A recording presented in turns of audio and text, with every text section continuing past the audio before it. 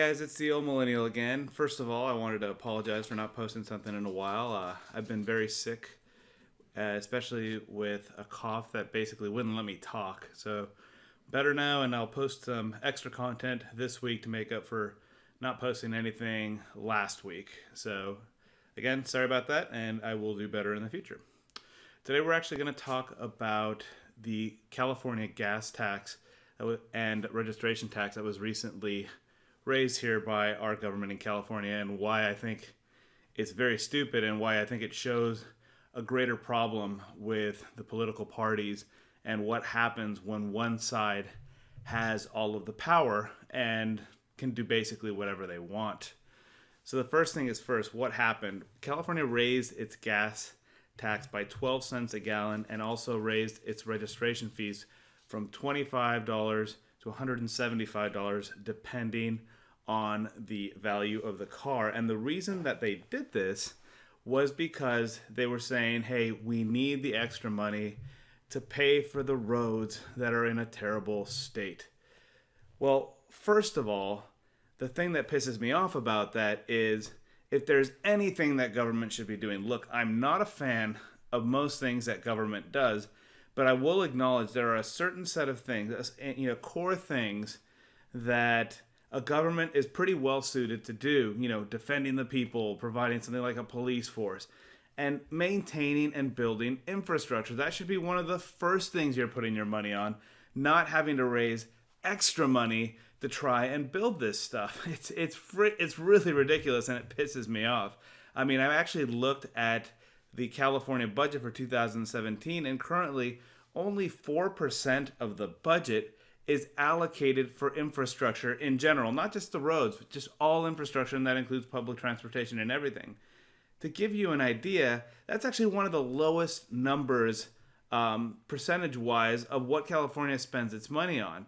For example, welfare is 9% of the budget versus 4% for infrastructure. So it's almost double the amount of money goes to welfare as goes to maintain infrastructure. If, a big project like this, which they're saying are going to give so many jobs and, help put Americans to work, and Californians in particular, is going to do this, why wouldn't you already be doing these projects instead of spending that money as welfare? Because now these people who are getting welfare could be getting a job instead. So I find kind of the reasoning ridiculous. Another expenditure that is astounding compared to what they're doing with the infrastructure is pensions. Pensions are almost 20%. They're 18% of the 2017 budget. That is crazy. Like, you need to be taking money out of both of those areas and spending it on infrastructure, which helps drive up your economy, which negates the need for, first of all, welfare. But why are we spending nearly 20% of our money on pensions, for people who can then leave the state and do because it's too expensive to live here? So we've already established that we don't spend enough of the percentage of the current taxes that we have, which, by the way, are some of the highest in the United States already. The gas tax, for example, is already the 7th highest gas tax in the entire United States. And not all of that money gets used for infrastructure. First of all, you need to be using everything from the gas tax that we have there. And you need to be drawing funds, from other places there as well if you were running this thing to try and be efficient and effective. But what really, really pisses me off about this is that it goes so against the marketing of what the Democratic Party, who has a supermajority, they have a filibuster-proof majority in California. They can do anything that they want.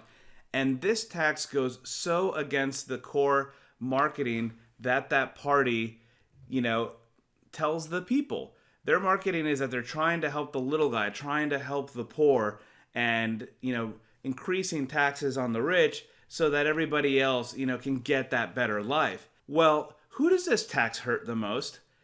A gas tax and a registration tax. I mean, a rich person is going to be annoyed that their freaking gas went up 12 cents a gallon and going to be like, damn, that really sucks. But a person who's barely making it, who's living paycheck to paycheck, who now has a significant amount more money every time they have to go to the pump, it's going to hurt the poor person the most. Of course it is. It is a super regressive tax The people in power know this, and they don't care. And this is kind of the larger theme that I wanted to touch on, is that the problem that you have with these political parties is that when you get to a place where they have full control and full power, they don't actually do what they say. They do whatever the heck they want because they know they're not going to get thrown out of power. What these people crave is power. They don't actually want to help you. And this is shown by this recent gas tax. It's also shown by our sales tax. California has the highest sales tax in the United States. That's another super regressive tax because it hurts the people with the least amount of money and it taxes everybody the same way. So if you're, trying to tell me that you're looking out for the poor and you have some of the highest regressive taxes in the country, I'm just not going to believe you.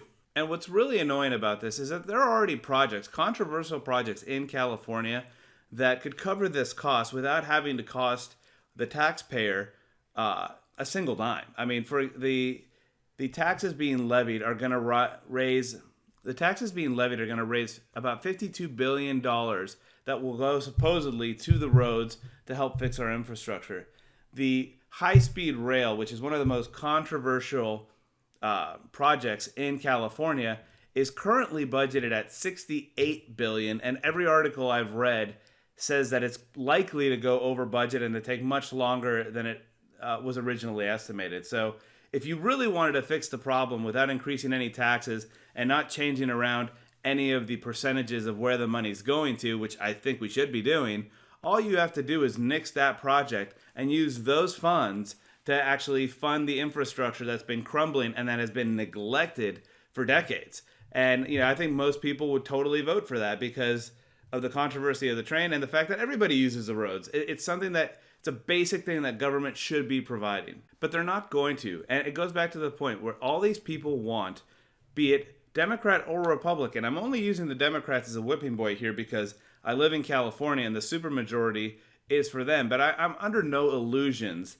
to think that if this was a supermajority Republicans, that they wouldn't be doing whatever the heck they wanted either. It's not good when you have a one-party state. It's not actually very democratic at all. And it just proves and shows the true colors of these people that what they crave is power. It's power. It's not to help people. It's not to do whatever the marketing for one side or the other says it is. It's to have more control and more power. And it's being on full display here in California, and frankly, it ticks me off. So that's my rant, guys. Let me know what you think. Again, sorry for being gone for so long. And as always, keep an open mind, listen to all sides, and draw your own conclusions.